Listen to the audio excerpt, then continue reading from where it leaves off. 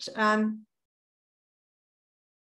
So anybody who'd like to share their question, you're most welcome. Please raise your hands.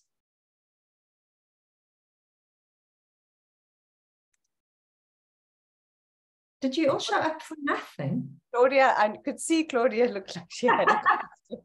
Well, I was wondering how to frame it, because it's not so much a question. Maybe it's more of a request or a hope. And yeah. And this came up quite strongly in our group. Why are we looking forward to this? And it's because, well, my way of expressing it is I sometimes worry that I might be causing harm or not spotting something when I,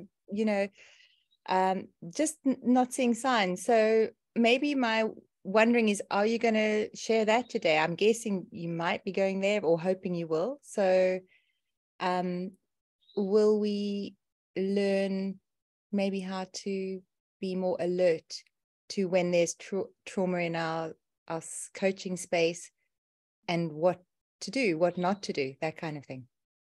Sure, there'll definitely be some of that. Let's look back if you feel like I've omitted vast things. Okay, cool, thanks. Thank you. Cool. Who else? What else? What are your questions? Throw them in.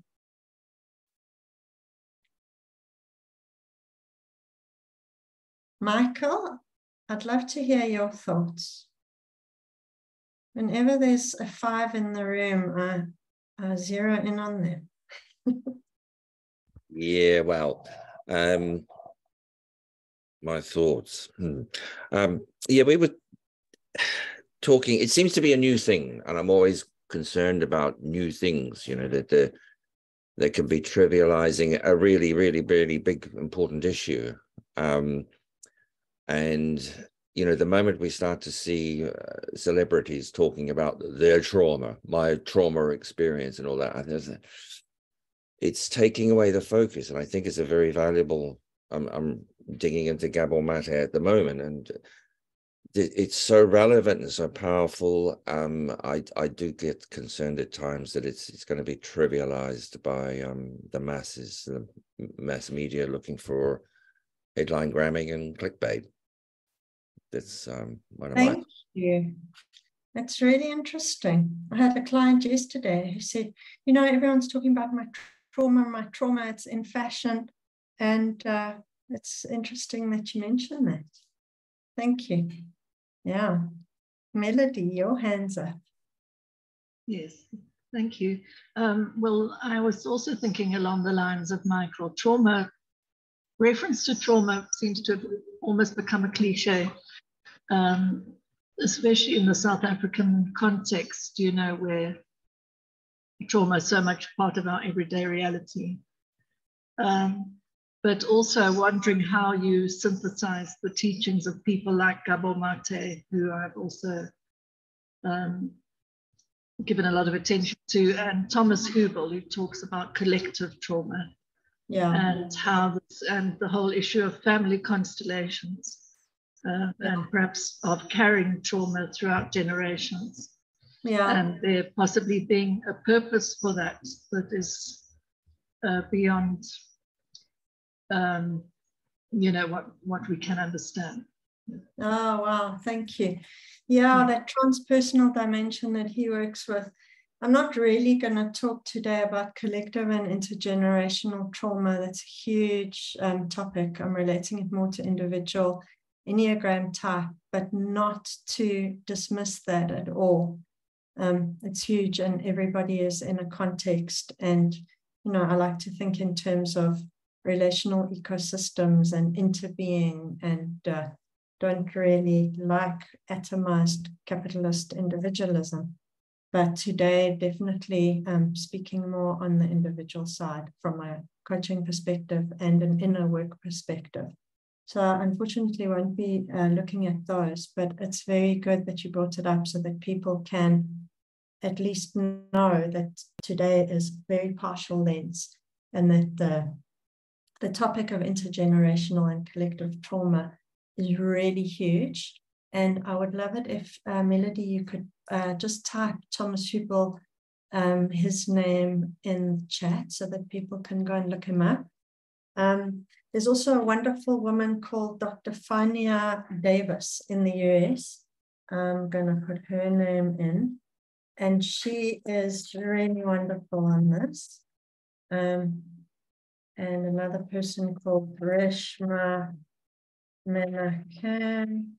And these people are really, really important in looking at trauma of colonialism, racism, violence, that kind of thing. And I think we should probably have a whole session on that. It's really, really important.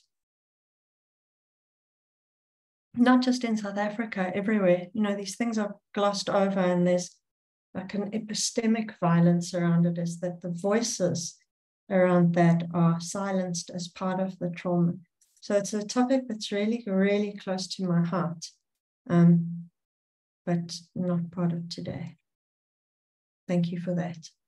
There's a beautiful book that Reshma Menakem wrote called My Grandmother's Hands. It's super moving. You know it, Tari, you're nodding. Yeah, special, huh? Beautiful. Yeah, so that's really important. And today, Melody, your reference kind of surfaces for me the difference between complex trauma and PTSD. And I think that applies to most of our thinking about trauma.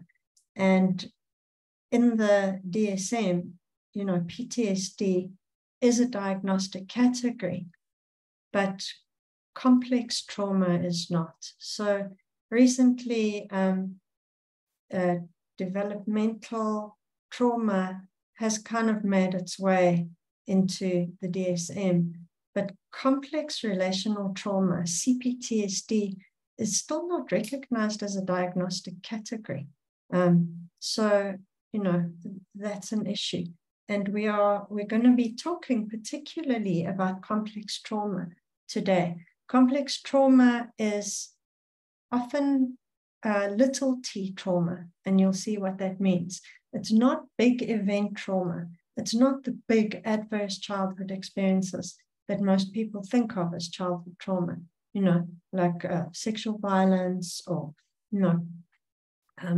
physical violence, that kind of thing, or very severe physical neglect. We're not even talking about that today. We're talking about chronic relational trauma as part of our ego development. So it's a different way of, it's surfacing aspects of trauma that are outside a lot of people's awareness, unless you've looked into this topic. So it's something that I've become increasingly obsessed with in my work, because the Enneagram has got a lot of dimensions in it that deal with complex trauma, that deal with chronic relational trauma, like the lost childhood message, the heart wounds, the object relations, the Hunivian triads. All of those things have got to do with complex trauma. And it's kind of daily micro traumas that happen to people. So I'll show you some slides just now. And the slides will cover that topic of being alert to the signs. And you'll see that the signs of complex trauma are actually our Enneagram type. More intense trauma, where you would want to refer as a coach, is kind of more extreme versions of those things, where people are shut down, they're in freeze. So, sorry, I'm using some technical terminology. But I think that today will give you a sense of just how pervasive relational trauma is and how much it affects our ability to connect with our heart, to connect with our true aliveness, to express our agency in the world, to be able to be present with what is, rather than reliving the stories of the past in the present moment, and being reactive and triggered, which is really our childhood trauma speaking, whether it was severe adverse childhood experiences or chronic relational trauma. So we're trying to basically find ways of supporting our clients to find greater freedom from those stories of the past. And yeah, I think most of it that you've mentioned, we'll talk about. The one thing I haven't got in any of the slides that I want to talk about straight away is this idea of what Claudia raised about worrying that you might re-traumatize a client and or not recognize the signs. I think that's a really, really important question. And on the one hand, when we refer, we need to refer in very sensitive ways. One of the things that clients show up with that's already built in is a sense of shame. Like, I have to go for coaching because something's wrong with me. I've got these issues and I've got to fix myself. And, you know, a big inner critic. So people are arriving in our rooms already thinking something's wrong with them. And thinking something's wrong with you is a symptom of trauma. It's a symptom of complex trauma. So if we feel overwhelmed by our client's issues and we're like, oh no, I better refer this one, the way that we do that can re-traumatize them, can make them feel like, oh my God, this person can't handle me, I'm too broken. And they're going to walk away feeling a lot worse than when they walked in. So trauma-informed coaching, you might want to hold off on referral and give someone some resources, some validation, some support. And then if you feel like you want to refer them, to offer them, you know, I think it would be great. I'm very happy to carry on working with you and resourcing you and providing coaching around life decisions and things, you know, some of the things that you came to coaching about. But it might be helpful for you to consider some things like EMDR or BWRT, some of the modalities that you know are evidence-based and really powerful. Not saying to them, well, you know, I think you've got some serious trauma here and you need to go for psychotherapy. That is a scary thing to say to a client. You know, it makes them feel like, oh my God, I'm going to have to dig into these terrible stories. And that's actually not what trauma therapy is about anyway. Hopefully you'll walk away today with a very good understanding that it's actually not about the narrative. It's not about the story. It's about here we are in the here and now, carrying these stories of the past in our bodies. And that's what we want to be working with. The adult consciousness in the here and now, in the body, and inviting the client into safe relationship with us in the here and now. You're here with me, you're safe, we're connecting, and that's possible. And it's okay for you to be in your body. Your body can relax in this space. That's what trauma healing looks like. So if you aren't experiencing intense reactivity and you're able to be here and now with me, then that's healing. So no, you don't need to go into what Bessel van der Kolk calls the archaeological dig, where we go and repeat the stories and repeat the story of what's wrong with us. And this happened, and this is why that's wrong, and this is what's wrong with me, and I keep on doing this. That is actually rewiring the trauma into your brain and rewiring the story that you have about yourself into your brain. And the story that you have about yourself is part of your ego strategy. So the Enneagram tells us the kind of stories that we tell about ourselves and how distorted they are. Tom Condon said something recently, and I said this to some of the people on my coaching course the other day, that our job as coaches is to help people wake up from the nightmare in which they are only what they think they are. That for me is one of the most amazing things I've heard in a very long time. So if our job as a coach is to help people wake up from the nightmare in which they're only what they think they are, we're not going to go into their story with them about what they think they are very much. We're not going to make that the zone that we coach in. No, like believing the client about who they think they are. That's part of their maladaptive cognitive, strategy, as Jerry Wagner would call it. Your ideas about yourself as a 3 or 6 or a 1 to 0 to 9 are wrong. Your ideas about yourself are part of your conditioning. And the whole purpose of the Enneagram is to help you become free of those ideas of yourself and all of the patterns that those ideas cause. Like, I'm not safe, I'm not good enough, all of those things. So, She had a questioning, and she put it in the chat. She said, "I was thinking nothing wrong." Please raise your hands, because she did raise her hand, but then she sorry. I don't watch the chat. Is thinking there is nothing wrong also a sign of trauma? Well, that's an interesting question. I don't really think so. What I think is, if people don't realize the self-sabotage and the destructiveness of some of their behavior, and they're in deep denial about that, that's a sign of very extreme trauma.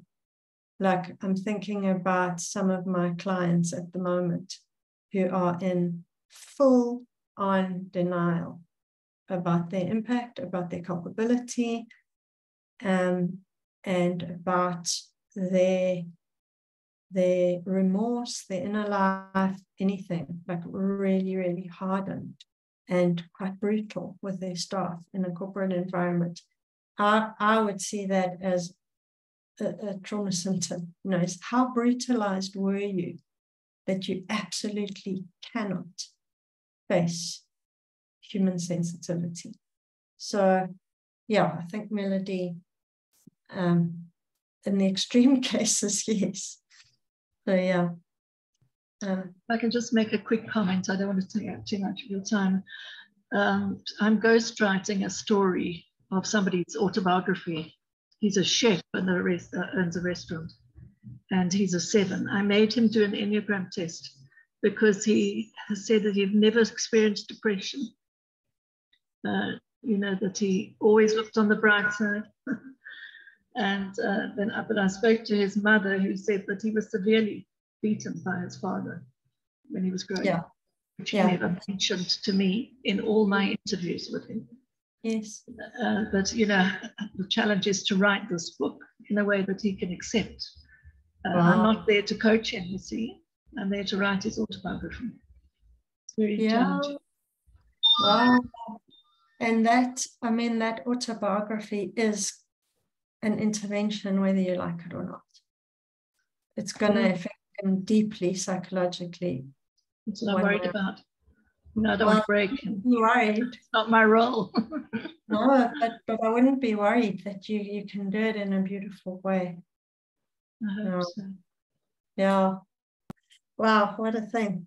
That's a very good question. Thank you for that. And that's true. The positive outlook types 2, 7, 9, why are they positive outlook? Because it was too dangerous to experience feeling. And if you look at types that have scrambled up the heart center away, 7, 8, and 3, those are the 3 types where feelings are most disavowed. So, it's fine, get on with it. Oh, no, it's cool. The reframing, the denial, very much so. And you also find, I've got a little video in here about dissociation. You find a number of the types disconnecting specifically from feeling. And I suppose all of our defense mechanisms are about that. So we might find people can say things are wrong, but to actually go touch into the pain of trauma is a big deal. And we have to be very careful about, going there with our clients. We have to titrate that experience. For 7s, I've spoken about this before. You've got to be very careful about how you land them, because, from Renata's polarities work, just as much as they're happy, they're in absolute existential horror. And that the hype and the mania and all of that stuff is a compensation for things that are very difficult to feel. And, you know, why did a 7 need to be so hyped and have no bad feelings? Because they couldn't tolerate the moment as a child. The moment is a dangerous place to be. So you've got to really appreciate the fact that the person is saying there's nothing wrong for a reason. And that resistance to accepting that something might be wrong is something you need to be very gentle with.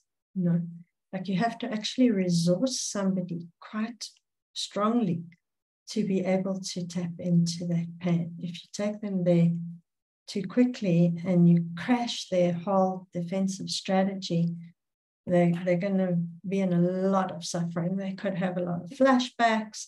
They could become very dysregulated. So yeah, this is a really big topic, you know, of what to be sensitive to in trauma-informed work. But ideally, overall, the main thing that I can say is, as an absolutely core principle, is stay in the present moment with the client, attuned to where the client is in the present moment.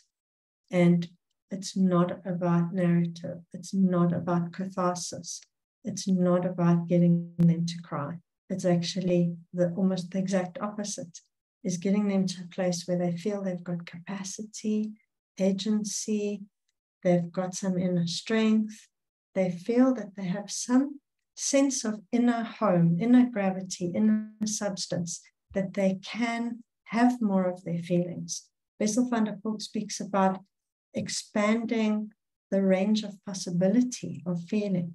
So if we can handle strong feeling, we don't need therapy, because we're not becoming dysregulated, we're not being triggered easily. We can handle things like rejection, criticism, insecurity. We've got the inner capacity to cope with life. And trauma is basically a diminished capacity for handling life. That in the present moment, we feel reactive, triggered, constricted, scared.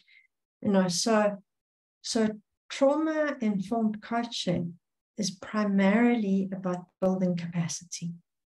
And you can most certainly do that without taking your clients into stories. You don't need to know anything about their past to help build capacity. If you can see a client has got certain fears or destabilized parts of their identity, you can work with that in a resourcing way, not knowing one single thing about their past. And if you know the Enneagram type, then you kind of know, okay, 837 wasn't safe for them to feel. No, if that's their chart type. And when you know the Enneagram well, you can give the specific resources. Oh, it would be so cool to go into all of it, but yeah, there's just so much here, so much. Claudia, sorry to take up time, but it's just a quick question I have. I mean, could you, as you're talking, I really relate to what you're saying about encouraging a client to be resourceful and almost giving them a lodestar to connect with, you know, so that they feel safe and capable. But I'm also wondering about the power of that subject-object move and being able to get distinct on and clear on something, you know, to develop an awareness, because we can't change what we're not aware of, which I also believe is important. Yeah. I recognize that there might be a place for both, and you know, but am I right that you're saying with trauma-sensitive coaching, you would really focus on the resourceful side, or are you able to expand on that a little bit and just help me? Yeah, thanks for asking about that, because all the current trauma modalities that are really the most beneficial in my studies is that they have a cognitive aspect and they have a somatic aspect. So it's like top down, bottom up. So my big focus in my work is around somatic psychology, like getting back into the body. And I'll show you just now how that works. But the cognitive split, subject-object thing, is also really important. And if you know anything about IFS, internal family systems, it's very much about we are identified with certain inner parts. We are identified with our ego strategy. We think that's us. When you coach an Enneagram 1, they don't know that their inner critic is not them. They think it's them. They are fully identified and blended with that part. So one of the best cognitive interventions with the 1 is to create the split. So this inner critical voice, can we put it over there? What is its voice? What does it look like? What clothing is it wearing? How big is it? Is it vivid or is it, black and white? What is it? And the same for 6s as well. They've got this fear of delinquency, fear of doing something wrong. So there, it's really important to create that split so that there's a disidentification. And there's so much there. All of our reactive parts are, things that we can dissociate from in a positive way. Like if you think of the bully within an 8, or the part that fogs out in 9, to say, okay, which part of it is you that does that? Let's talk about that part. It's a protective part. It's got a role to play. Let's understand its role. Let's interview it and say, what are you worried would happen if you didn't do that job?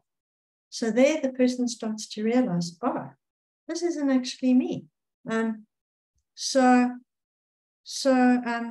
that subject-object split is really important, but not to get caught up in the story of where it came from, and then this happened, and then my auntie, and because then the whole session can go into a self-analysis, and that's not going to be therapeutic for the client ultimately, because the whole point is to bring them into a relationship with you here and now. Like, I'm hearing you. How are you feeling now? What does it feel like when you talk about that? What's going on in your chest? What does it feel like if you feel the soles of your feet on the ground while you tell that story? So, that's resourcing. That's building their capability.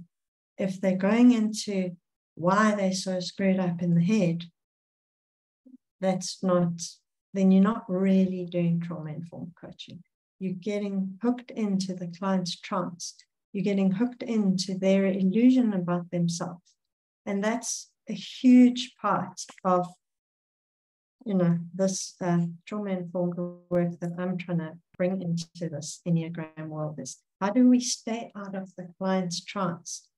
Because they've spent their whole life training people to believe their idea about themselves.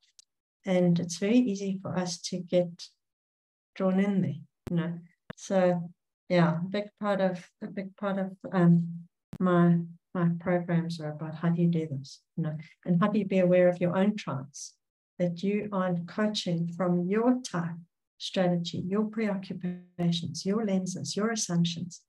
Because some of us, like say as an Enneagram 4 or with a strong 4 feeling style, I used to love to go into the client's self-analysis and, this client is being so self-disclosing and no. It's like, what?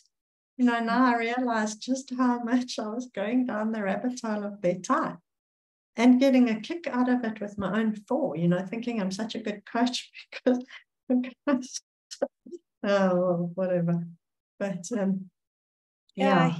That's really helpful. I think my tendency as a 1 is to want to go really analyze what's going on and get to the bottom of everything. And I can often find myself suddenly feeling a bit stuck there and forget to do the resourcing and find the bridge out.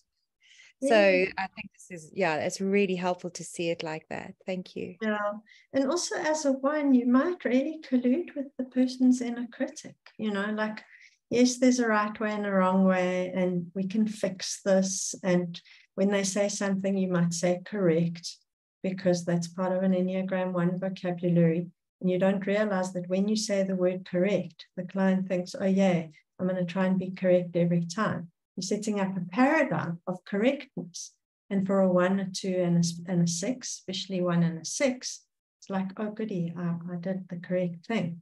So you set up a performance atmosphere in the coaching room. Oh, there's so much. Every time there's a whole story. I want to get to some of the slides and the things, and I want to take you through some postures actually for the different types. Not all of you know them. People on my 5D course know them. I know Jill knows them. Jill, I know you've used them with your clients and you love them so much. So I hope you don't mind going through them again. And Anna, you know them. Yeah, not Anna de Boer, Anna. And so, yeah, I'd like to go there. So can I start with the slides, and hopefully we'll have a little bit more time to do questions. And I really want to do those poses. I hope I don't talk too much. That's one of my symptoms. Okay.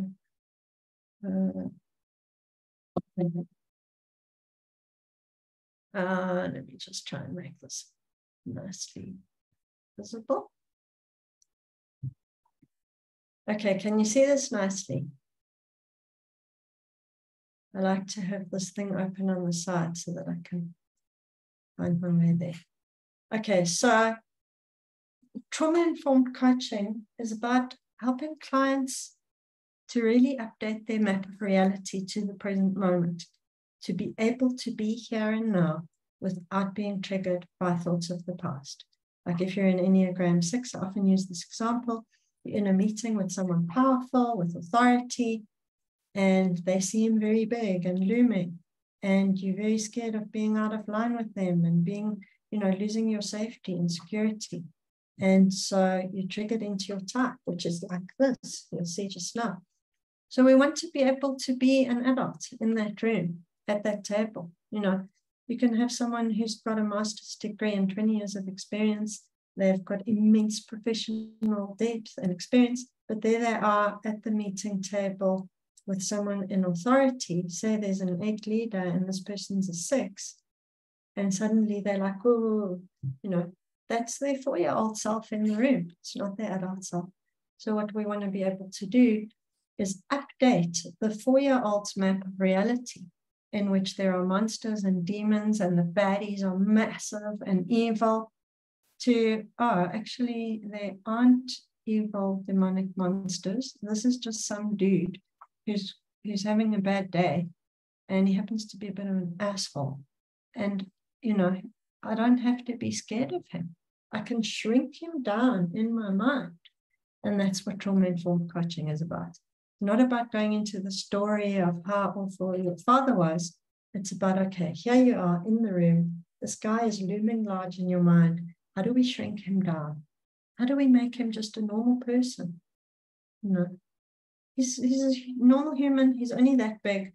How do we fog him out a bit? Maybe we can make him black and white in your imagination, a bit soft focus. When you think about the things he said on the way home, maybe you can sing them to yourself in a Mickey Mouse voice, or you can change what that person represents in your mind so that you are in your adult consciousness with agency, having more choice over how you use your mind, which is a huge problem, for a type like a 6. It feels as though all these thoughts are happening to me. Meantime, we're doing it to ourselves. So I just want to close this door. So trauma-informed work is about that. It's about increasing your agency and capacity in the here and now, making those maps of the past a little bit less active in your life so that you can be here now, closer to reality. And you know that the Enneagram is all about objectivity. We don't want to be living in our fantasy, in the grip of the past. It's like PTSD. Veterans come back from the war, they hear a car backfire and dive under the table in absolute terror, thinking that they're in that situation again. The past is alive in the present. But when we healed from trauma and we have the capacity to be here now, then that's just a car backfiring. That's just an idiot, raising his voice in a meeting and slamming the table. I'm not 4 years old. My life is not threatened. I'm here, I'm an adult, and I've got more than enough strength, capacity, agency, and presence to tolerate somebody having a tantrum. No, I mean, that's not a trauma-informed word. The person's acting like that from their own trauma, but anyway, I'm not going to go there. So when we do this, when we feel resourced, we're able to reconnect with our full aliveness. We can be here, we can do things. We're not scared of showing up. We're not scared of speaking our truth. We're coming from a different place inside us. Our mind is open and available in the here and now. We're able to connect with our feelings and the intelligence of the heart center. We're able to connect with the intelligence of the gut because we're not ignoring and negating our intelligences, which is a huge part of what happens from complex trauma is, I can't afford to have instincts, or I can't afford to have feelings. I can't afford to step up and say what I want. I can't afford to have needs. So we start reconnecting with all these different aspects of ourselves when we feel safe enough to do that. So, so that's what it's about. So you can hear, and I'm hoping really that there's a paradigm shift here from trauma-informed coaching being about talking about the past to actually what are we doing? We're helping people to develop the capacity in their body with their awareness to be here now, to really be here now with other people in connection, in relationship, to not have to dissociate or not have to, block off the heart, to not have to disconnect from their life force and their power, like a knife, disconnect from the life force. So all of the types are acting out stories of the past in one way or another. Object relations, Hornevians, heart wounds, lost childhood messages, avoidances. There's so many things in the Enneagram that describe early relational trauma primarily. And this is what it looks like. When we are doing the story of our past, we've got an outdated map, or we've got a very partial map. We're only looking at some features. Like this weather map, I sometimes think of, as 4 or maybe 6, like we're watching the emotional scene, or 2. And I'm constantly watching everyone's feelings. That's all I care about. Is how does everyone feel? What do I need to do, to feel valued, to feel like, to elicit positive emotion? My map includes that. And then I forget what I'm supposed to be doing. Like 2s, they don't often do their job in organizations because they're so busy doing everyone else's job. I knew someone, I was talking about the other day, I knew someone who's marketing director of an important global organization, but she spent so much of her time like helping everyone else, doing their job, buffering them from consequence. And like she spent a lot of time asking everyone how they'd like the common room decorated. And that's what's called false valuation in 2. So they're so busy doing this that they ignore that. So I really like this analogy that our map is fixated. We've got a certain selection of things that we pay attention to and other things that we ignore. Like a 7, I'm so, in my head that I'm actually ignoring people's feelings. Like, how is everybody? I'll put you on gallery view. Let me have that. So, yeah, just knowing that our style has blocked certain things out and made us super aware of other things. We've got certain heuristics, like how do we make decisions? Is this person a threat or not? Like that might be foremost in one's mind as an 8. How much power does this person have? You're sizing people up instantly. How much power do they have? Are they going to try and control me? I mean, other people aren't thinking about that. So yeah, all of these things, learning to see that our type is really pervasive. It's happening all the time because our map has got certain features accentuated and certain features off the radar. So learning to see the patterns from the Enneagram.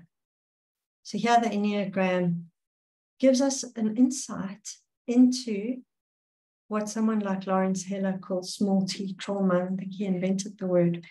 But if you look at these things, small t trauma, which aren't like big adverse childhood experiences, it's say the mom being on the cell phone all the time when the child, is experiencing the strong feeling and needs some co-regulation and comforting. That would be, a form of emotional neglect if it happens all the time. And it could be experienced as a chronic misattunement, which for a child is very heartbreaking. You can imagine if you're reaching for love and connection and you're hoping that someone's going to see you, understand you, and ask you, oh, sweetie, how are you feeling? But they never do. It's chronic misattunement. And then shaming. I heard a story yesterday where somebody couldn't cry at all. And the therapist noticed, like, every time they even got near tears, they quickly grab a tissue. And later on, it came out that if she cried as a child, her father used to say, go and wash that ugly face off. Go to the bathroom right now and wash that ugly face off. That is shaming, very, very shaming of emotion. And so obviously that person's going to learn, well, feelings aren't welcome around here. I better look happy and comply. So you don't know exactly how that's going to translate into a particular Enneagram type. I don't want to talk about the nature-nurture debate. But you can see, the person doesn't think they had traumatic childhood. They might say, no, I didn't have trauma. But those small things are signs of shaming, or criticism, humiliation. Often 9s experience quite a bit of humiliation, teasing. So, I'm not going to risk showing up if I'm going to be humiliated.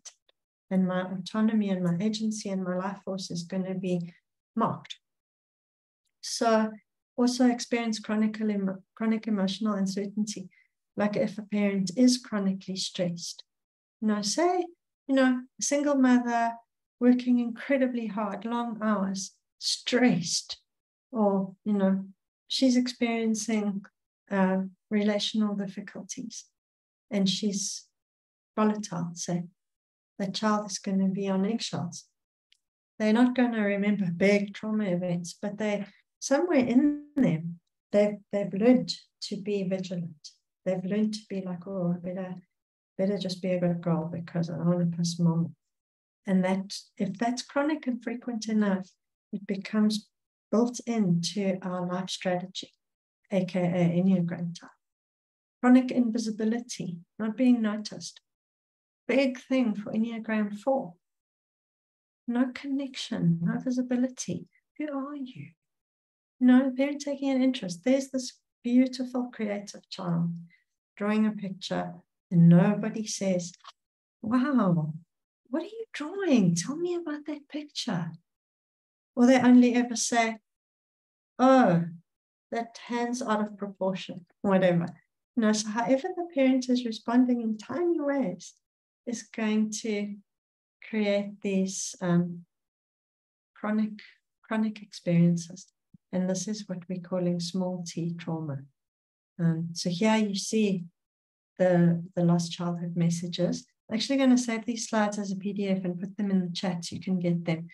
This, I did a past community of practice on this, and these lost childhood messages are, what we longed to hear in childhood, didn't experience. So, speaking from a 7 perspective, say for the self-praise, it could very well be some form of an experience of some kind of self-praise neglect. Like my parents got home so late every time and I was hungry and I didn't know what time they were going to get back. Or, feeling lost, feeling like, where am I? No one's looking after me. So I can't be here. I've got to go into a fantasy world very quickly because No, I don't want to feel like that. I want to feel like this horror of, oh my God, no one's looking after me. So for every type, there's that, and the ego strategy is a way of coping with this deficit. So I've put something else in here about a small t trauma. So feeling very different at school, alienated, humiliation I also spoke about. So, or maybe being a bit uncoordinated and not good at sport, feeling geeky or ugly. So all of these things, and we can all relate to these in some way. People not listening, whatever. Failing at a task, someone mocking you for not being good at maths, whatever the hell. So, so what I want to do we need a break, Renata? Can we push? Okay, good. So what I want to do is quickly take you through the postures for each of the type, because I've been emphasizing here so much about working with the body, how these things are in the body. And this is, I think, a really wonderful quote. The body is the inner child. These traumas often happen pre-verbally, and they get stored in our body as part of our ego strategy, like that hypervigilance. It's a nervous system state. So I like that quote. The body holds the memory. When we were a child, we didn't have a whole analytical framework. It was in our nervous system. And Bessel van der Kolk, if you haven't heard of him, The Body Keeps the Score, an absolutely seminal trauma book by that name. If you haven't read it, I can't recommend it highly enough. It was a game changer in the world of trauma therapy. So the body also knows what it wanted to happen. So I would have liked to escape. I would have liked to lock my father in a cage. I would have liked to shake my mother's head off until she actually put her phone down and listened, whatever.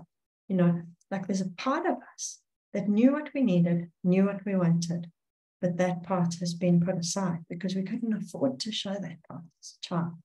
So what we're doing in the trauma-informed coaching is also connecting the client with that life force. Again, without needing to know anything about the story, it's like, where's your power gone missing? In the story about your boss, and getting this feeling like your power's gone missing. Let's find ways to get back that power. And that's what you would be working with. With the story very much in the background. Let me quickly, I want to play this little video Ariel Shorts. I just want to decide whether or not there's enough time. Okay, let me wait. I'll see if we've got time for that. So what we're doing here is helping the client to find the freedom to respond accurately and objectively to what's happening in the here and now, rather than out of the movie of the past.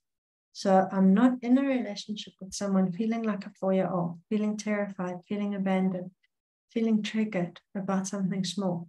Your partner gets home 5 minutes later than they said, and you're freaking out, you're dysregulated, you're triggered, and you go into whatever state happens because you're acting from a past idea.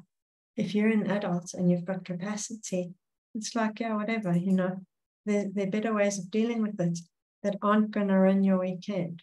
When the person gets home 5 minutes late and you lose it with them, that's when your unhealed wounds start to sabotage a relationship. And there's so many examples of this.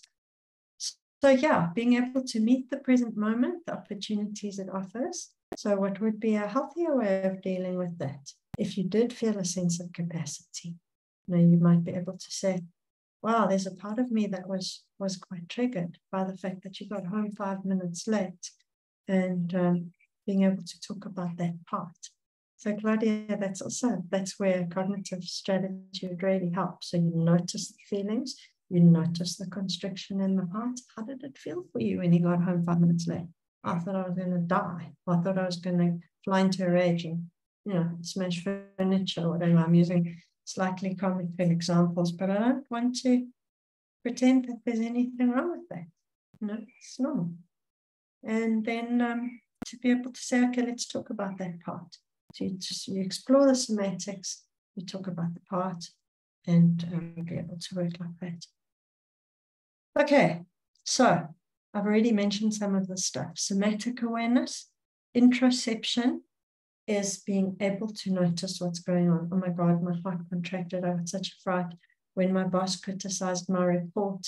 You know, I went into freeze and I became scared to give the person the work next time. So being able to notice the sensations and be with them with curiosity, with compassion, to be able to hold the sensation and say, okay, how can we develop your capacity to deal with the fact that your boss is like this and you're not 3 years old? You know, I mean, I wouldn't say that to a client like that, but that's, you know, in the back of our minds, we kind of know that's what's going on. You're a capable, mature adult and you have the capacity to deal with something like this. So, and a huge part of EQ, there's actually quite a lot of research, and Dan Siegel's quite big on this. Dr. Dan Siegel, the interpersonal neurobiologist, that our interoception radically increases our EQ. So if you can notice these things arising real time, like your throat closing up when you want to speak your truth, that you're able to notice, oh, okay, it's really difficult for me to say this, and to be able to do whatever you can do to relax, to connect with that truth. Where is it inside me? Finding a place in yourself from which you can speak that truth, because the adult you knows that that's a really good idea. So you're able to be an adult. And then looking at the thoughts that you have. How come that ex-husband feels like this giant monster? No, that's your thoughts. That's you scaring yourself with your thoughts. So looking at these submodalities, that's what it's called in NLP, what meanings are being attributed. So how are you telling yourself a story about how messed up and defective you are? When you compare yourself to someone else, suddenly you're attributing the meaning there's something wrong with you. That's like a 4 example, say. Or maybe as a 2, anticipating rejection, or as a 5, and then looking at your behavior and reactions, like, oh, that's what I did. So curiosity and compassion all the way. So what I want to do is take you through postures for each of the types and relaxing out of them. So if you can, please find yourself a space in which you can stand up and do the postures. Hopefully you've got a space where you are that you can do them, where you've got enough space and comfort and privacy. This is, I've used this with clients for a very long time, and I find it very helpful for them. And it also gives you a compassionate experience of other people's type and what it means to be in that type. So let's go in there now. And then what I want to do for each of the postures is look at what does it feel like to be outside the posture? What does it feel for that posture to relax? What does it feel like for that type defensive stance to relax? So I want to stop sharing so that we're not distracted by lots of words. And wherever you are now, if you can just find yourself a bit of space, you can stand up for this. Okay. So I'm going to give you a demo of the posture for each type. And if you can get into it with full intensity, then we're going to shake it off. And because you want to experience what it's like to be that type, it's an act of compassion to step into that type's body. Okay, so we're going to start with 8. So 8, obviously concerned with vulnerability. I'm going to show you my teeth first so that you don't mess with me. So the posture with 8, and it's got a sound. So do that now with me. 1, 2, 3. Don't be shy. Okay. I'm not hearing. Are you making a sound when you do that? Going, Somehow the noise cuts out as you do it, as you come closer or something. you've got a filter on your Zoom. Okay, so let's do that again. Don't be shy. Okay, get into it. Feel the power, the strength. I'm gonna drive over you, and you better do what I want. Okay, so shake it off. And now experience the true, innocent, soft heart, that beautiful marshmallow heart of 8, the most sensitive type on the Enneagram. Let that big tiger energy drop away. Experience the soft innocence of the virtue. Connect with your heart. Beautiful innocence. Okay. So let's move on to 9. So the posture for 9, I'll show you from the side. It's like I'm checking out because I have to. I deploy a fog to push reality far away because it's overwhelming, intimidating, threatening. And I look at the narcotization, drop back and check out. Just check out. It's too much. It's too much. The world is too much. Okay, now shake it off. And now remember that as a 9, you're at the heart, you're at the center of the gut center. You are most essentially connected with the power of the instinctual center.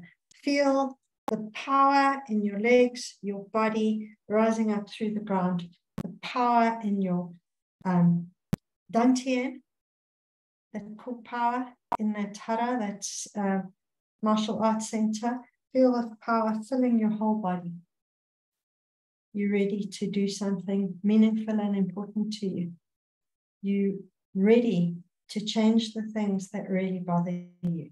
You're steadfast, you're committed, and you know what right action is. So experience your power now, the 9 power, where that fogging out is no longer necessary. That strategy is no longer necessary.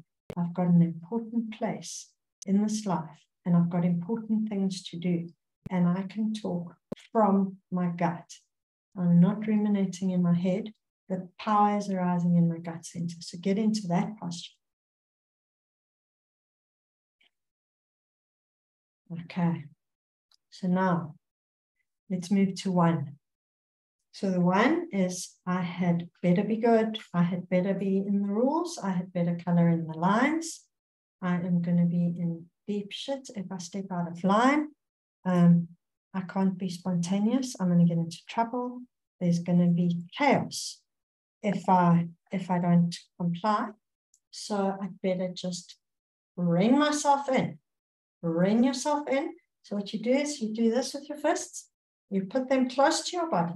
You tighten those fists as tight as you possibly can, and you push them together. You tense your neck, your jaw, clench your jaw, tighten your neck, lock your knees, keep your feet together. Don't be sloppy. Right. Get into that pose and clench your teeth. Don't be out of line, Irene. Why are you so slack? Get straight. Okay. Tight. Tight. And now release it and shake it off. Just shake it off. Let it release. And now the antidote to that is to actually get in touch with some of your flowing instincts, your aliveness, curiosity.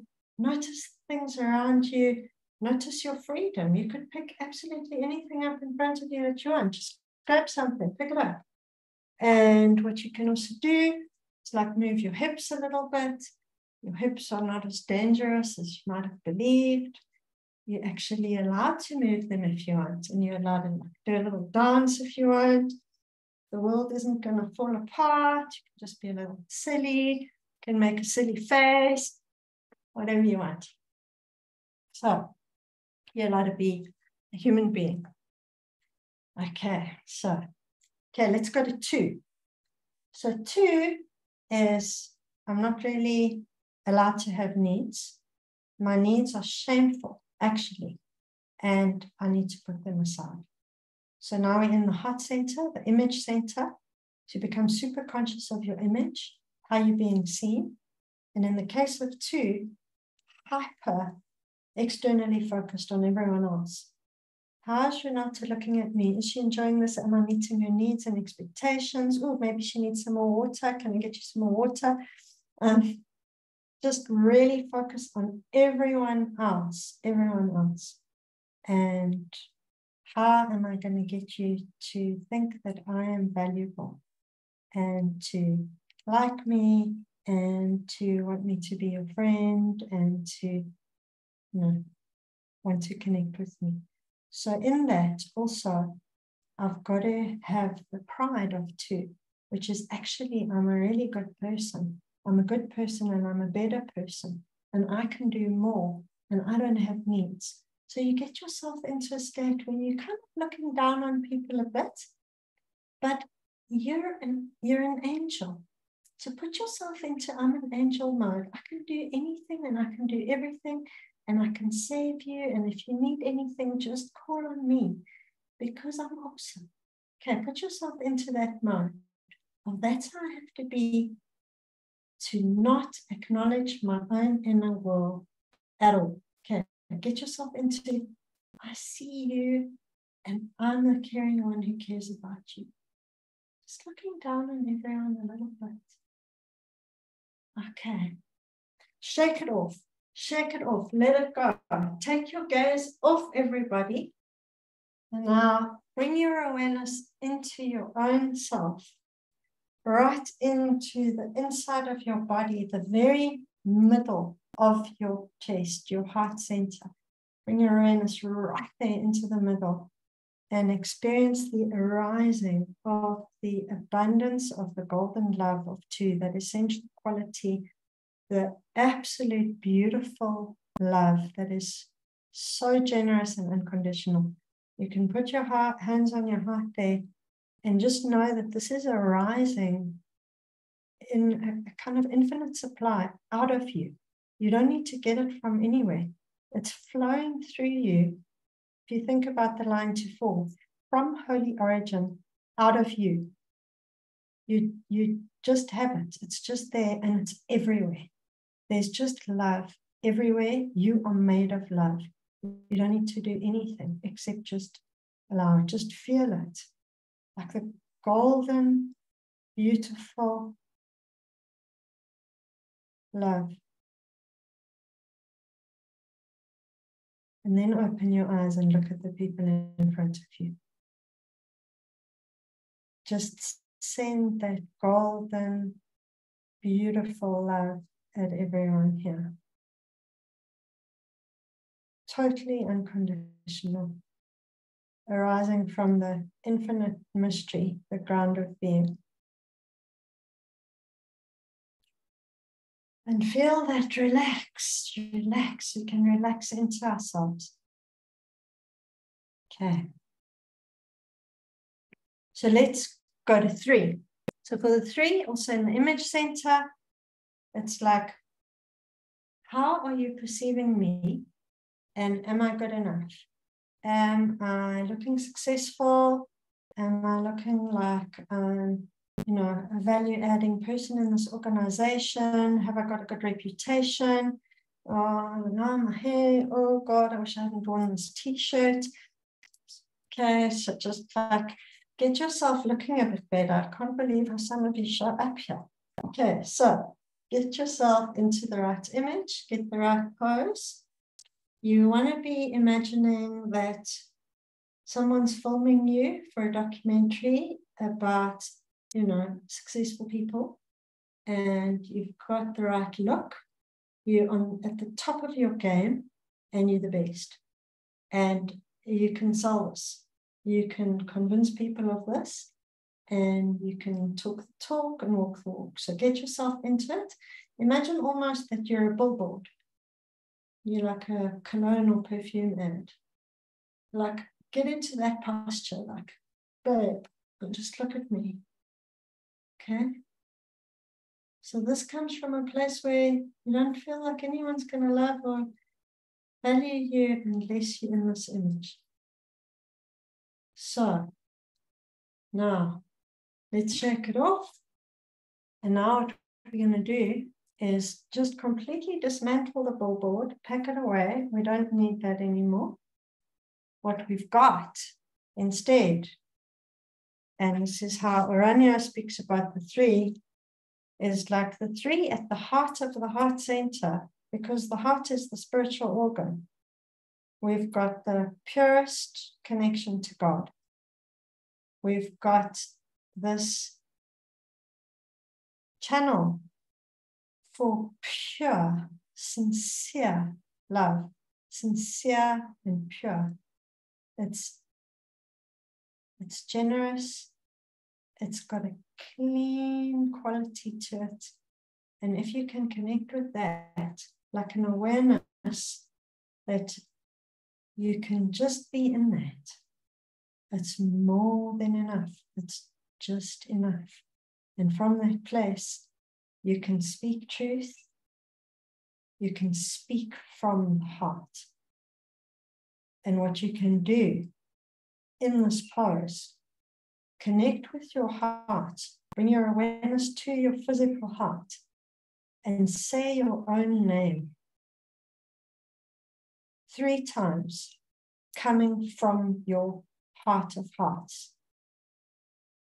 I'm going to mute myself so I can do it.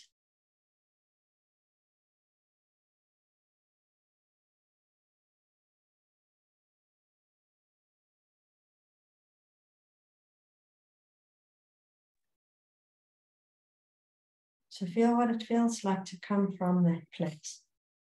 Shameless. I'm shameless. I'm here. I don't even need to know who I am. I don't need to have an idea of myself because I'm just here. I'm just here. Okay. So feel deeply into that authenticity.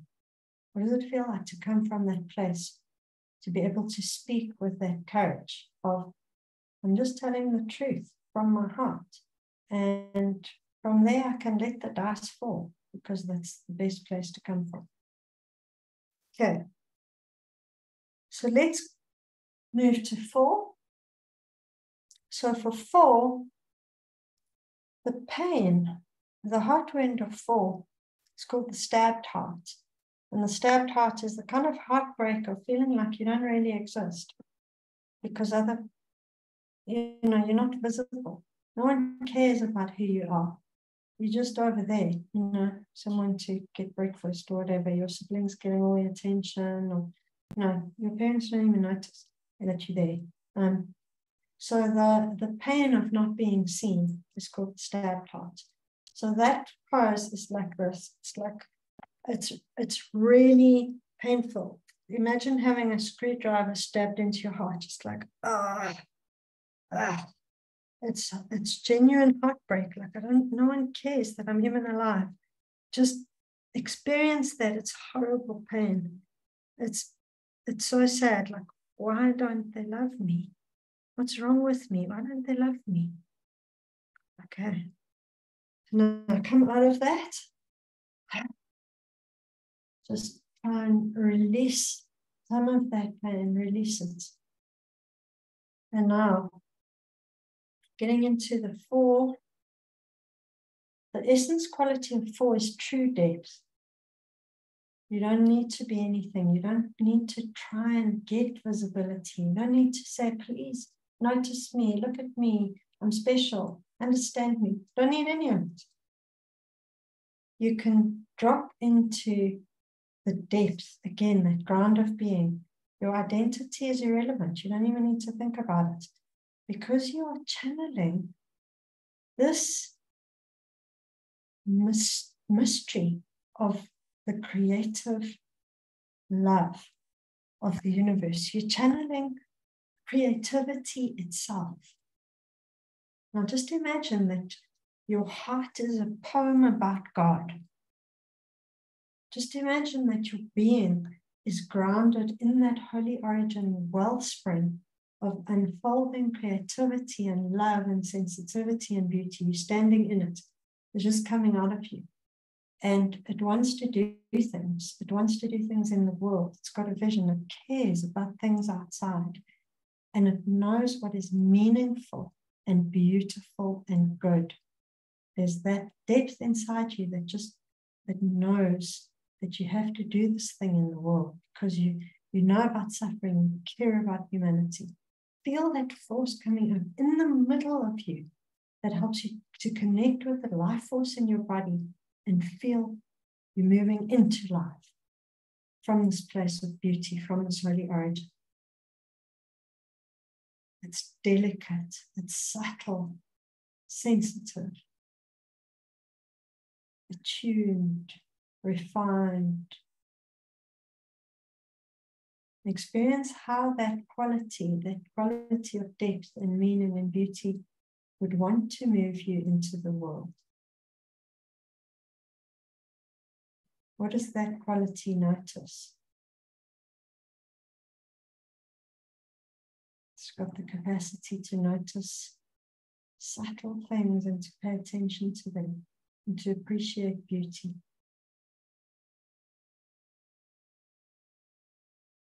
Okay, let's move on to 5. So 5, what you've got to do here is completely disconnect from your body. So from the head down, then it's just a robot that gets you around because your brain is the only part that really matters. And the brain is doing a whole lot of cognition and problem solving. And it's like those memes with the woman with all the algebra, stuff's going on. You're analyzing, you're assimilating, you're trying to get mastery. You don't want to do anything until you've figured it out. That's all going on in your head. Your body is gone, dead, not here. Feelings don't exist. They're compartmentalized. They're in some safe somewhere in the background of the furthest part of your house. You put your hands on your head with this body kind of frozen, dissociated. And then you're busy in your head. You're figuring stuff out. The world out there doesn't really exist. People mustn't disturb you while you're busy with this thing going on in your head. All these machinations. No. Okay, now you can release that. And the line from 5 to 8, connecting with the gut center, connecting with the innocence, the virtue at 8, the power, and with the non-attachment of 5, the sense of transparency. Like my mind is fully available in the world. It's open. My awareness is open, lucid. I can have revelatory insights about things. I see things that other people aren't seeing. I have clarity. I have non-attachment. I love the flow of things arising in front of me. I love being in this world because I don't need to master anything. I trust my capacity. I'm here. I'm here. Oh, wow. I'm doing a thing. There are people. We're talking. Oh, cool. Renata's smiling. I'm here with you. We're connecting. There's no drain on my energy in being here. In fact, wow, it's so energizing and replenishing to be with these beautiful, lovely people. I'm really here. Yay. And it doesn't matter if I don't know every single thing about trauma or the Enneagram or anything really, because I kind of know sort of enough to be here with you and hope that you kind of going to learn something. But either way, hopefully we have a nice time. So that's kind of non-attachment, being able to flow with things and just enjoy being here. Okay. So feel that aliveness. I'm here. I'm in contact with you. I'm touching life. I'm here. I can embrace you. I can talk to you. I can express myself. I can say something stupid if I want. Okay, so here we are. Here we are together. We're together here. So that's when 5s get into life. They go to the non-dualism of 8 as well, which is one of the higher qualities of 8. It's not me and you. It's not me and the world. I'm here. I'm here. Okay, so 6. So the posture for 6 is imagine you cowering and there's a massive giant about to attack you, and things are going to leap out at you. Things are going to attack you. Oh my God, there's going to be a missile or a meteorite. You know, it can happen. While we're here on a Saturday having an Enneagram conference, there's no reason why a meteorite couldn't hit right now. Everybody knows that. So let's just, oh shit, you know, like really flip. Oh my God, someone could break in through the window. Everything could go wrong. Okay, so, and then drop all of that. Let all of those images just become tiny, black and white, little, tiny pictures that were big. Fade them out, soft focus, let them fall to the ground. And now imagining yourself with the 6, you've got a deep inner guidance and wisdom going right through you, almost like an axis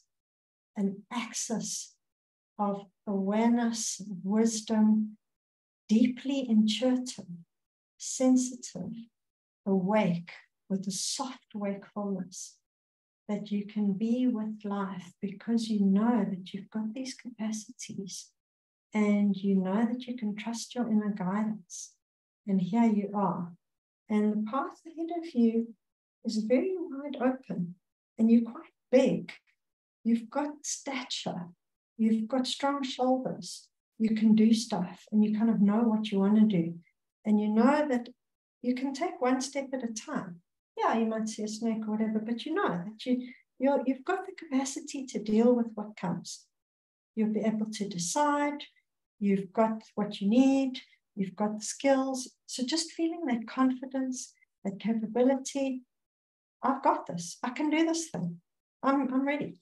No, I don't need to know everything. I don't even need to think ahead. So feeling that strong axis and feel a groundedness, a safety in your knees, hips. Feel that you've got the strong spine that can move, strong shoulders. And you're looking at the world. Here I am. I'm here.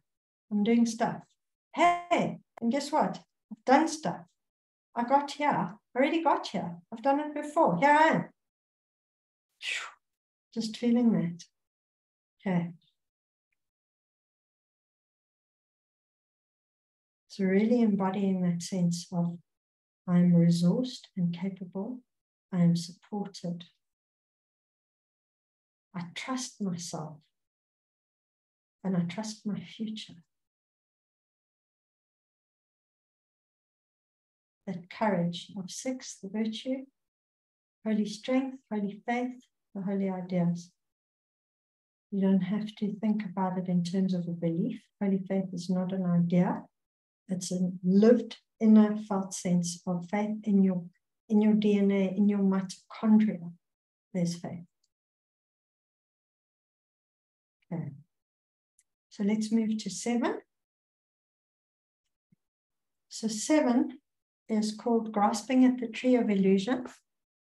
So imagine a tree in front of yourself. It's not rooted in the ground. It's kind of floating above the ground. Might be made of like a hologram or a mirage or something like that. And it's got little shiny fruit on it. Nothing's real, but it's very sparkly and you just want every bit of it. So what you're doing, you're just grasping at all this. Oh, God, wow, that. Oh my gosh, wow. And just, I can put all of that there. I'll get to it later. Oh, the next. Oh, wait, there's another tree. So it's just this grasping, faster, more. Oh, I'll never have enough. Okay, and now just drop. The tree is gone. The tree is, you're now here. Where you are in this room, where you are right now, feel the soles of your feet on the ground. Bring your awareness right to the soles of your feet. Bring your awareness to your breathing. Feel the palms of your hands. And think of something that makes you smile.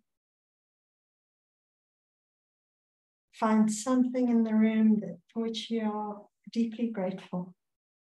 might be a photograph of something. It might be something, just something that you found, that you love, something basic. That stone you picked up somewhere. Something that you love. Oh, my friend gave me this lovely special room spray. Just pick it up, something that you think is lovely and that makes you feel good. This gratitude for the simple here and now. There's nothing to think about. There's nothing to worry about in the future. You don't have to plan. You don't have to. I'm here. This is my life. And I'm grateful for this life here. I don't need all of that grasping. I don't need it. Oh, you got a doggo. Jill? Oh, Catty, sweet. Yes. Loving your little silly cat. Just loving life as it is. The wonder that anything exists at all. Yeah, wow. That's so much to be grateful for in the here and now. So there we have all the types and what it feels like when you work somatically. You're not going into the stories, nothing.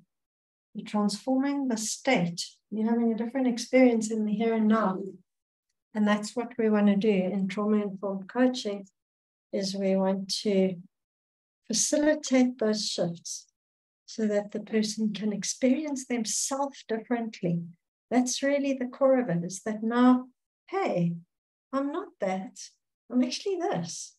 And I can do stuff. And I'm real. I'm here. I've got agency. I've got aliveness. I've got a soft heart. I love everybody. And, you know, it's really just wonderful. So, yeah, so that's what it's about. Let me share my screen again so you can just see the words that go with the virtues, because they're quite cool. So you can have a little look at that. If you want to take a screenshot for now, you can. I hope I'll just be able to share the thing. There's another slide here with some of the other theory about the basic fear, the research, blah, blah, but you've got all of it. I've got a 5-minute video here. Let me play it because I don't want to share a separate link, and then we can just start checking out. That my intention on speaking on this topic is really to reduce stigma around dissociation, to kind of hold it within a frame of it's a relatively normal human adaptation to adversity, and that we all do it to varying degrees. Because to be human on the planet right now, none of us are immune to difficult life experiences, right? We can look at what we've all been through in the last 18 months and see that. So if you experience times where you're just checking out, that falls within the frame of dissociation. Dissociation really lives on a continuum, but especially if you have grown up with ongoing chronic experiences of trauma, neglect, abuse, relying on the coping mechanism of dissociation is just a very smart strategy, especially for a child who cannot accommodate the reality of what's happening around you, right? So when we look at how might you know if you're dissociating, it can be something as simple as, wow, I was driving for the last 15 minutes and I just completely spaced out, right? I don't even remember what happened on the road, or I was scrolling Facebook for the last hour and I'm sitting in this awkward position and my shoulder's hurting, right? Oh, wait a second, where did I go? But what I notice more clinically when I'm sitting with individuals in my practice is that there are these moments that happen where maybe they're sharing a story or they're speaking about something from their history, and suddenly they start to feel tired, or maybe they're attuned to their bodies and they start to feel dizzy or disconnected or foggy. And we don't want to override those symptoms. They're really important to pay attention to. And most often when we actually build a shared mindful tracking in the clinical work, and we do catch those moments when they occur, there's something right underneath it. It's like the symptom itself becomes the access point to whatever we couldn't be with in the first place. Something really useful in what you're saying around there is wisdom in the response that we have, because I think people can be so, it's very easy, I think we can all be guilty of this, to of course struggle with the patterns and symptoms that we have, that we end up being frustrated at them and making them wrong and shaming ourselves for those responses. But what you're saying is that actually, particularly at the time that these things originate, there's great wisdom in them. Yeah. And sometimes, when we look at that continuum of dissociation, we'll see things that show up more overtly, right? Less subtle in the sense of like an energetic shift or suddenly becoming tired, but something more like dropping into a feeling state where I feel younger, where maybe my voice tone changes, where I don't feel like myself.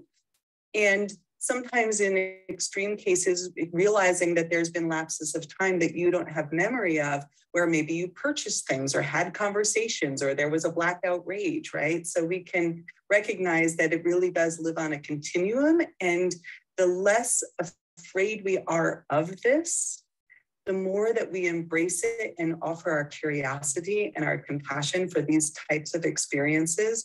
Like, I feel like when I'm talking to clients who I'm starting to sense have some of these more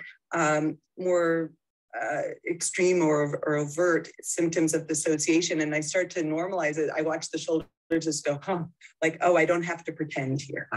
Right. Yeah.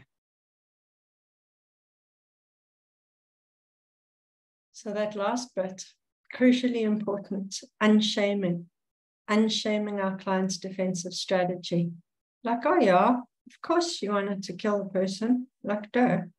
No, I often do this in my corporate workshops. I start the day by saying, look, we're here to do this kind of work about collaborative problem solving. It's not about public open heart surgery. No one signed up for that. And you don't need to really go deep. It's up to you. And there are probably people in this room who irritate the living crap out of you. And I might too, because, types don't necessarily align. And if I've got your dominant instinct blind, guaranteed I'm going to irritate you. So just normalizing, normalizing our reactivity, normalizing our trauma responses, and people do. The shoulders relax. It's like, oh yeah, I don't have to pretend to like that person. Basically, I need to be able to get along with them because I understand their priorities.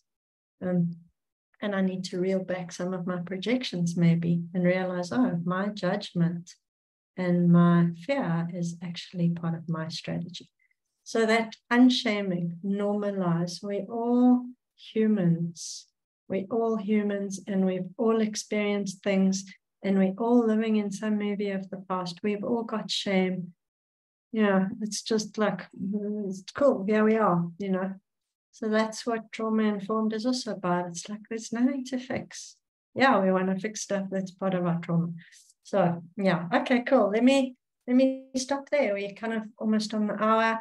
Any questions, like big things, burning issues? And if you want to check out in the chat, I would love it if you could tell me what you're taking away. Renata, there you are. If you had to sum up in like 1, 2, or 3 sentences the answer to the question, what does it mean to be a trauma-informed Enneagram practitioner? If you can just give us the gist. Thank you. It's about safety and connection and aliveness in the present moment. And how do we facilitate that? And how do we recognize that that's what it's about? That it's not about self-analysis. It's not about analyzing our ego. It's not thinking about the Enneagram. And I mean, one of my favorite things, because I am in coaching supervision with Tom Condon, is I go and I start with the Enneagram stuff. I say, yeah, Tom, I don't know, this is like my Jungian stance, and maybe this is my line. And he looks at me like, sorry, what's that? He pretends he's never heard of the Enneagram, because that's not what it's about. He's like, what did you have for lunch? That's one of my favorite coaching questions I've ever been asked, because he will not be lured into my self-analysis and my Enneagram head thing. It's like, we're here together, and noticing like, oh, when you said that thing just now, your throat got a bit tense. How are you? Or I'll be like, what do I say? How's Ingrid today? It's just like messes with the frame. And that's pretty much, it's about safety and connection in the present moment as a human here with me. We can feel, we can be, we've got capacity. So that's really, get the Enneagram somewhere else, but not in the room. Is that helpful? Mm-hmm. And then I know that you studied with NAM. Is that, would you recommend that if people want to get into learning about being trauma informed? There's so many. There's Gabor Mate, there's Bessel van der Kolk, there's Ariel Schwartz, there's Pat Ogden, there's IFS, Internal Family Systems, Richard Schwartz. There are so many wonderful modalities. So NAM is just one of them. I particularly love NAM. I find it unbelievably powerful. And one of the reasons is that it's come up with 5 survival strategies. And they very closely match the Enneagram types. There's just a little bit of overlap. So if he just knew about the Enneagram, he'd separate out. He's mixed up 1 and 6. He's mixed up 8 and 3. But his insights are mind-blowing. And the practices are beautiful. So NAM, wonderful. Neuroaffective relational model. They've got an incredible podcast called Transforming Trauma. And that thing is absolutely brilliant. So if you can look that up, Transforming Trauma podcast, it's an absolute wealth of insight, all in this vein. I would imagine that you also teach some of it on your course that's starting soon. Yeah. The course that's starting soon is the Enneagram and trauma. So it's much more insight into what kinds of things cause us to develop each of these coping strategies. Like, why is it that a 2 is preoccupied in that particular way? What are the childhood patterns? What have I seen in my coaching experience? What are some of the keys to change for the different types? So the one coming up is not a coaching course. That 5D course that I run is about how to coach. That's 9 months. This one's 6 months. I don't know if I've got any spaces in the upcoming one. Though. If anyone's interested, you better get hold of me, because I think it's full. But it's nearly full. Yeah, I think I've got one place, 1 or 2 max. So my groups are small, 12 people maximum, because it's a very holding environment. It's mostly therapists and coaches. Yeah, so that's that. Thank you. Anyone want to say anything? Yeah, sorry. No, I'm just saying we are at time, so I just wanted to say, Inga, if you want to stay for more questions, but just wanted to say thanks everybody for coming. And our next session, we've got Michael Goldberg, that I think is going to be quite a treat. When we send out the link with the recording, I'll send out a little bit more detail about what he's going to be speaking about. I think it's going to be a good session. Cool. So we are at time. So if you need to go, love you madly. Adios, amigos. And Inga, I don't know if you can stay for questions. I need to run. I can stay for a little bit for questions. Thank you. Thanks so much for the feedback, guys. I appreciate it a lot. Wonderful. Thank you. Yeah, happy to take some questions. I can stay for about another 20 minutes. Okay. If you need to go, Renata, you've made me co-host. Hey? Yeah. Great. All right, darlings. Bye. Ciao. Alistair. You need to make you host instead of co-host. Thanks, my friend. Go well, hey? Darling. Ciao. Oh, do you want to keep the recording going? Yeah, for the Q&A. Okay, cool. So just be aware, guys, we're still recording. So if you want me to pause the recording, tell me. Yeah, Alistair. How's it? Thanks for the refresher course.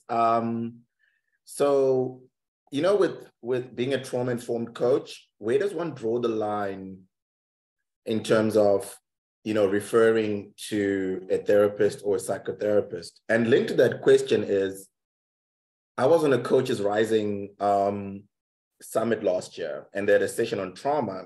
And what I discovered was apparently in the psychology space, or therapy space, they each learn a piece of the entire, if I can call it, syllabus, right? They don't have the full picture.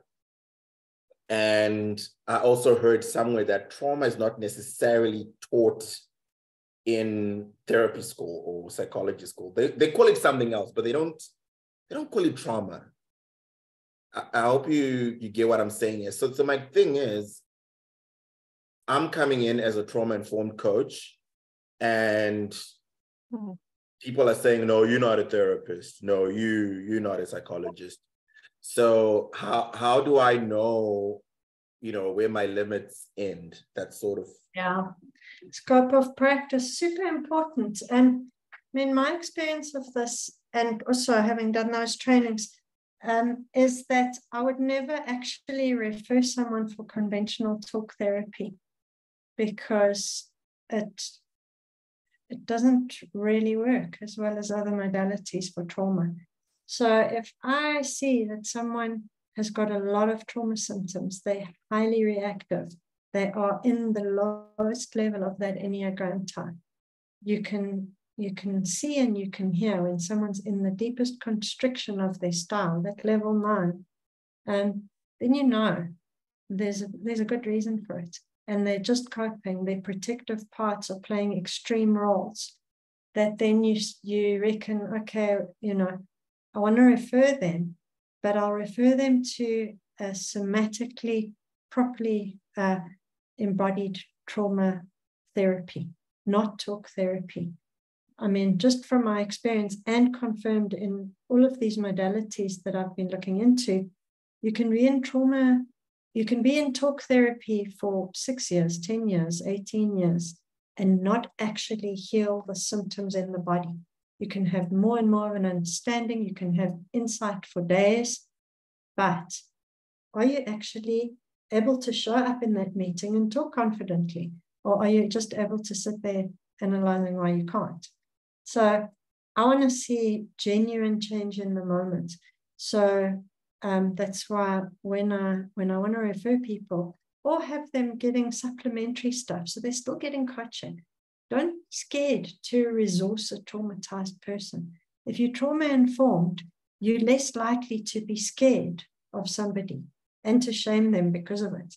To say, cool, this is what I can offer you. Yeah, this is what I've got. Let's work with this. Don't dig. Don't get them into a dysregulated state. Give them, build their capacity, build their distress tolerance to the extent that you can. But then EMDR, EWRT, there are lots of amazing modalities. Oops, Alistair dropped off. I don't know what happened. But hopefully that was a good answer for what he did here. Yeah, Claudia. Sorry, you might have just mentioned it again, but at the beginning you mentioned referring to an EMDR, which I know.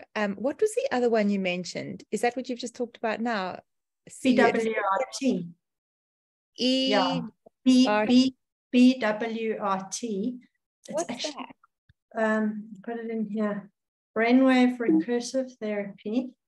And it's actually quite amazing. But what it allows you to do is kind of alter memories.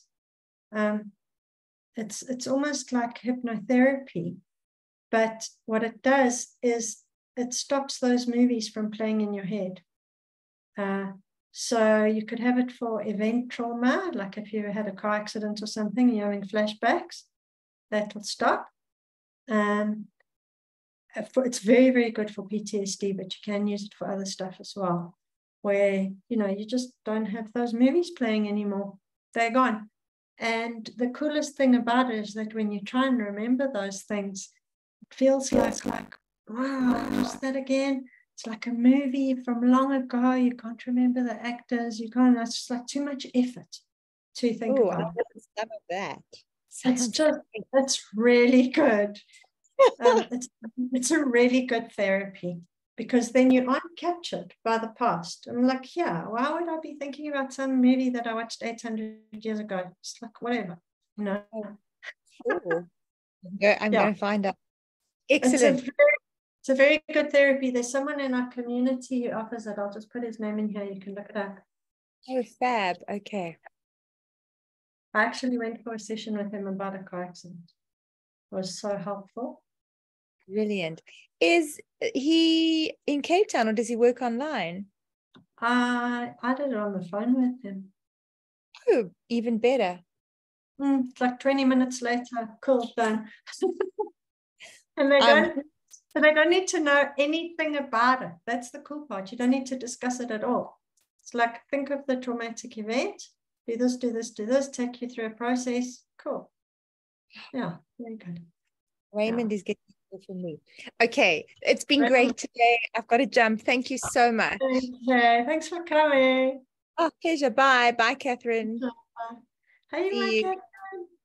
Can I leave the recording on? You can, yeah, no, it's turned off. No, no, because I'm not going to talk.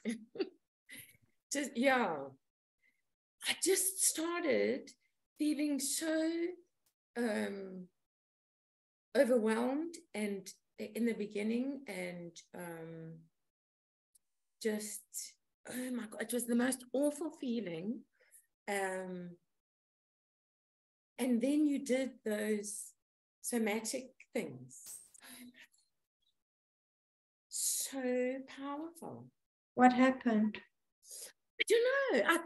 I mean, I just knocked, all my confidence was knocked out in the first few, of you talking. And I just thought, I can't go and coach with the Enneagram. I don't know anything. I can't do it. And the 9 in me, it just became so overwhelming, and everything just got sucked out of me. I also got, you were talking about your instincts, because I started to get angry with you because you know so much and I don't. But then going through those somatic things, it just reminded me of everything that's inside. Beautiful. Thank you. I'm so glad. Thanks for sharing that. I'm grateful that you shared that. Yeah. So yeah, thank you for those. They were, yeah. It also tells us something here about our identity when we go into a learning space and suddenly we feel intimidated, or we're like, oh my God, I'm not good enough. Like that shows like we get triggered by small things all the time. Like that example of walking into a meeting room and someone's really well dressed, and I'm thinking, oh my God, I don't know how I'm supposed to be here. So we're kind of having these trigger points all the time.